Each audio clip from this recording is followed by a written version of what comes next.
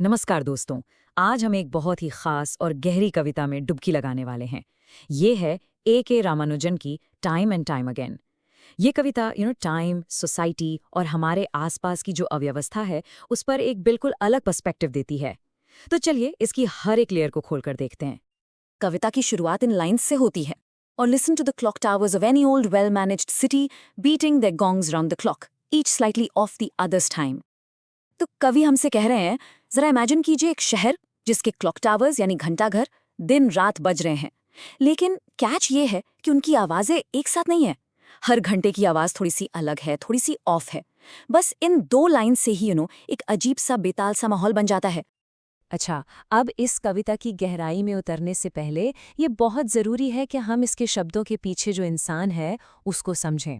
A.K. Ramanujan, एक ऐसा नाम जिनके बिना इंडियन इंग्लिश पोएट्री की बात है ही अधूरी। तो आइए पहले उनसे मिलते हैं। रामानुजन की प्रोफाइल देखिए, कितनी कमाल की है। वो इंडिया के सबसे बेहतरीन इंग्लिश लैंग्वेज पोएट्स में से एक थे, फॉर श्योर। लेकिन उनकी पहचान सिर्फ इतनी नहीं थी। उन्होंने प्राचीन तमिल कविता को इंग्लिश में ट्रांसलेट करके एक पूरा खजाना दुनिया के सामने रख दिया। और इतना ही नहीं, वो शिकागो यूनिवर्सिटी में लिंग्विस्टिक्स के प्रोफेसर थे और साउथ इंडियन लैंग्वेजेस और कल्चर के एक बहुत बड़े विद्वान माने जाते थे। मतलब उनका ज्ञान का दायरा बहुत ही विशाल था।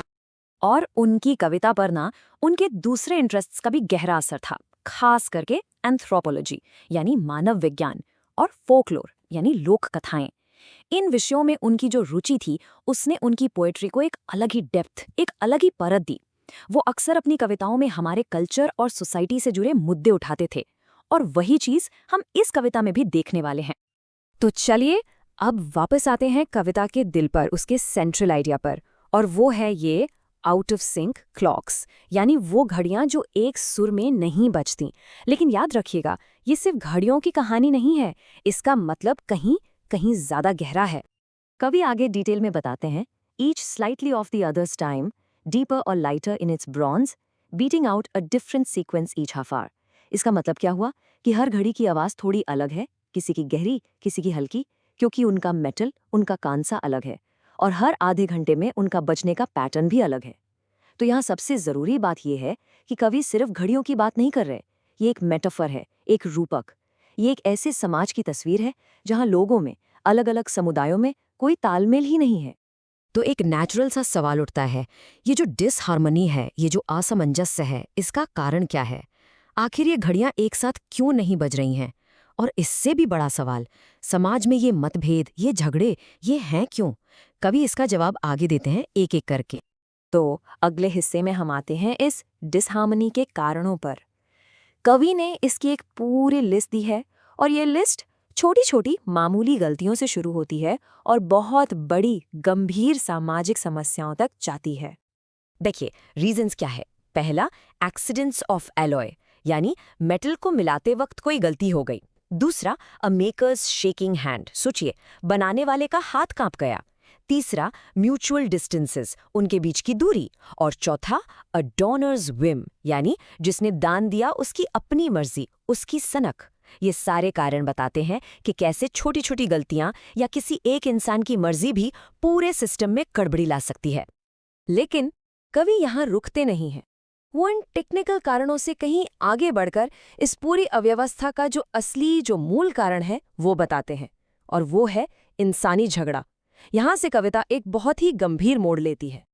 और ये लाइन, ये इस कविता का दिल है, इसका कोर है।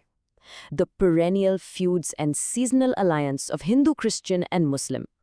perennial feuds यानी वो दुश्मनी जो सालों साल, पीढ़ियों से चली आ रही है, और सीजनल अलायंस मतलब के लिए थोड़े टाइम के लिए बनाए गए रिश्ते।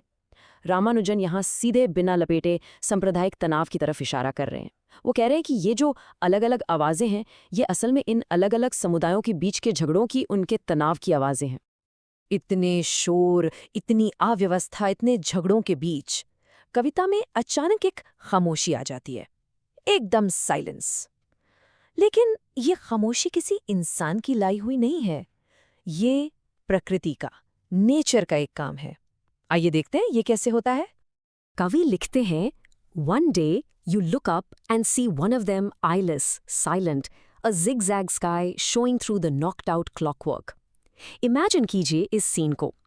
एक दिन आप ऊपर देखते हैं और पाते हैं कि एक घंटाघर खामोश हो गया है।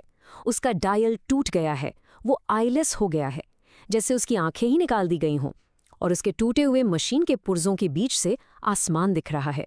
कितना शक्तिशाली, कितना विनाशकारी इमेज है ये। तो सवाल है, ये खामोशी आई कैसे? और यहाँ रामानुजन इंसानी हिंसा और प्रकृति के प्रकोप के बीच एक जोरदार तुलना करते हैं। इंसानी कारण क्या हो सकते हैं, और रायट, एक दंगा, a peace march time bomb, या अ बैक स्ट्रीट क्वारल, एक गली का झगड़ा। ये सब कितने मेसी, कितने बेमतलब हैं, है ना? लेकिन दूसरी तरफ प्रकृति का काम क्या है? अ precise act of nature in a night of lightnings, यानी बिजलियों से भरी रात में प्रकृति का एक सटीक, एकदम नापातुला प्रहार। कवि का पॉइंट ये है कि इंसानी हिंसा बेढंगी और फैली हुई है, जबकि प्रकृति का विनाश भी प्रिसाइज यानी सटीक होता है। तो अब इस पूरे एनालिसिस के बाद हम सारे टुकड़ों को जोड़ते हैं और कविता के टाइटल और उसके मुख्य विषय को समझने की कोशिश करते हैं। इस कविता का नाम टाइम एंड टाइम अगेन ही क्यों रखा गया? इंग्लिश में इस फ्रेज का टाइम एंड टाइम अगेन का सीधा सा मतलब होता है बार बार, कई मौकों पर, अगेन एंड अगेन। और यहाँ इस कविता का पूरा सार है। ये जो झगड़े हैं, ये जो डिसहार्मनी है, ये कोई एक बार की घटना नहीं है, बिल्कुल नहीं। ये एक साइकिल है, एक चक्र है जो बार बार चलता रहता है। इसलिए इस कविता का नाम बिल्कुल सटीक है। ये उस ना खत्म होने वाली समस्या की कहानी है। तो सब पर आखिर कवि का क्या नजरिया है? क्या वो गुस्से में है, निंदा कर रहे हैं? नहीं, उनका जो रवैया है उसे हम विस्टफुल लमेंट कह सकते हैं, जिसका मतलब है एक उदासी भरा अफसोस।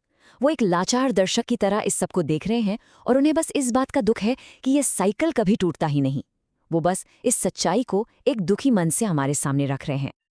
और हम आपको इसी सवाल के साथ छोड़ जाते हैं। क्या इंसानी हिंसा और प्रकृति का क्रोध एक जैसा महसूस होता है?